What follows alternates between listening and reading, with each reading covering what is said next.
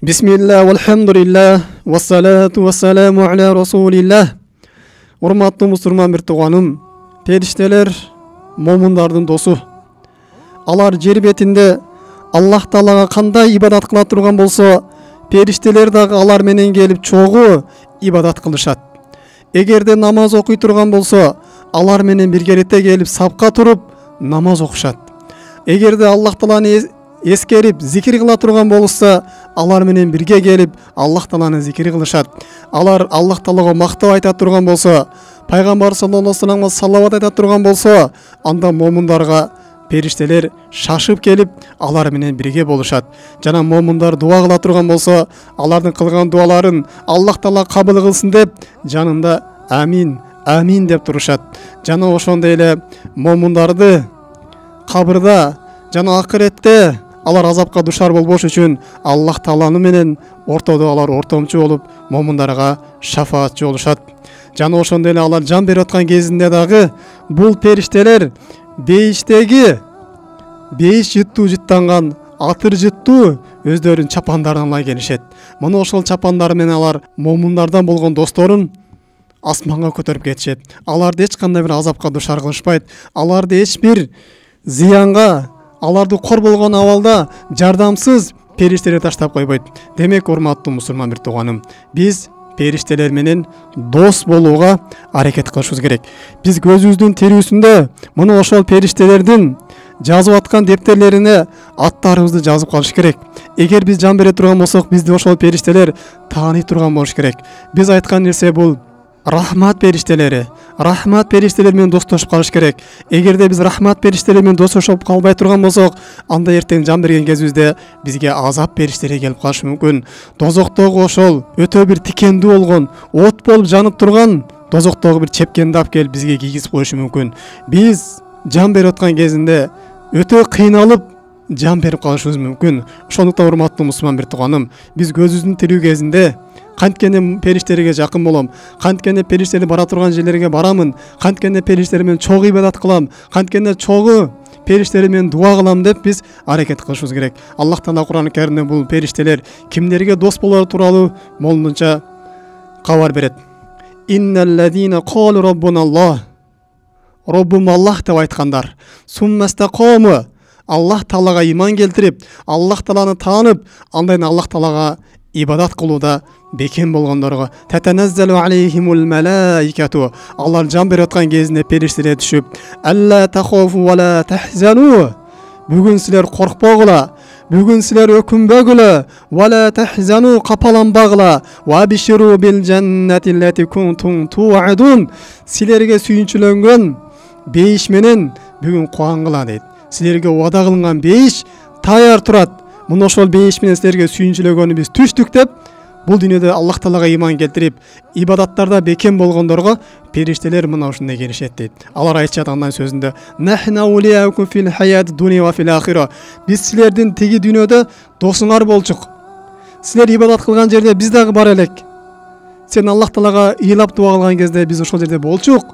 Сен Аллах Тааланы зикир кылган кезде, сен арамдан качып көзүңдү бекиткен кезде биз сен менен бирге болчук, сенин досуң болчук тиги дүйнөдө. Ва фил ахира, бүгүн акыретте дагы сен менен чогуу дос болобуз дешет. Бүгүн сенин кабыр азабына душар кылбайбыз. Сен бүгүн дозок азабына душар кылбайбыз. Валакум фиха ма таштахи анфусукум валакум фиха ма тад'ун. Ошол бейиште силердин нафсыңар каалаган нерсе болот. Жана силерге убада кылган бейиште бардык нерсе болот деп периштелер мына ушинтип инсан жан берип аткан кезинде, эгер ошол периштелер бул дүйнөдө ошол адамдарга дос болгон болсо, бул дүйнөдө ошолор ибадаттарына күбө болгон болсо, бул дүйнөдө алардын айткан истигфарларына күбө болгон болсо, бул дүйнөдө алардын окуп жүргөн Курандарына күбө болгон болсо, мына ушинтип биз силердин бул дүйнөдө досторуңар болгонбуз, бүгүн акыретте да биз силерге дос болобуз деп периштелер мына ушинтип түшүшөт дейт. Демек, урматтуу мусулман бир тууганым, Аллах Тааланы таанып, ибадатта бекем болуштук бизди периштелерге жакын кылат экен. Периштелер менен дос кылат экен. Периштелер менен дос болуштук бул инсан жан берип аткан кезден эле ага кубаныч, сыйлык, жазалар башталат. Жана ошондо пайгамбар саллаллаху алейхи ва саллям бир хадисинде айтат, периштелер кимдер менен чогуу болорун. Кайсы бир киши ээн тала жерде кой кайтарып жүргөн болсун, же башка бир жумуштар менен жүргөн болсун, мына ошол кезде намаз убакыты болуп калган кезде даарат алып дейт. А эгерде daarатка суу жок боло турган болсо таямам кылып, андан кийин азан айтып, андан кийин коомат айтып намаз окуй турган болсо, анын артында солла хольфах мин жунудилlah ма ла юра тарафаху, Аллах Тааланын аскерлери дейт, периштелер аны менен бирге окушат. Периштелердин саны мына ушундай, ла юра тарафаху дейт, көзүң жетпейт алардын аягына дейт. Ушундай көп сандагы периштелер түшүп, муну ошо адам менен биргеликте намаз окушат дейт. Демек, урматтуу мусулман бир тууганым, бул периштелер жаамат намазына келет.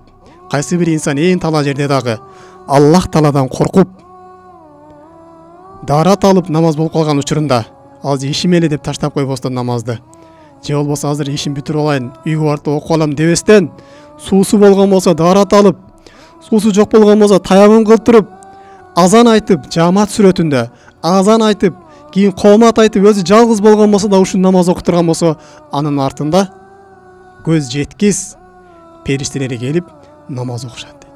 Бир риваятта Аллах Таала мына ошол пенденин жасаган күнөөлөрүн кечирип жиберет деп айткан. Демек, урматтуу мусулман бир тууганым, жаамат намазга жалгыз болгондо дагы бекем болуштук бул периштелердин түшүүсүнө себепкер болот экен. Жана инсандын күнөөлөрүн кечирилип кетүүсүнө себепкер болот экен. Пайгамбар саллаллаху алейхи вассалам бул жаамат намазы боюнча айтат: эгерде имам жаамат намазында койрул магдуби алейхим валаддоллин деп Фатиханын акыркы аятын окуй турган болсо, кулу амин, силер деп амин деп айткыла дейт.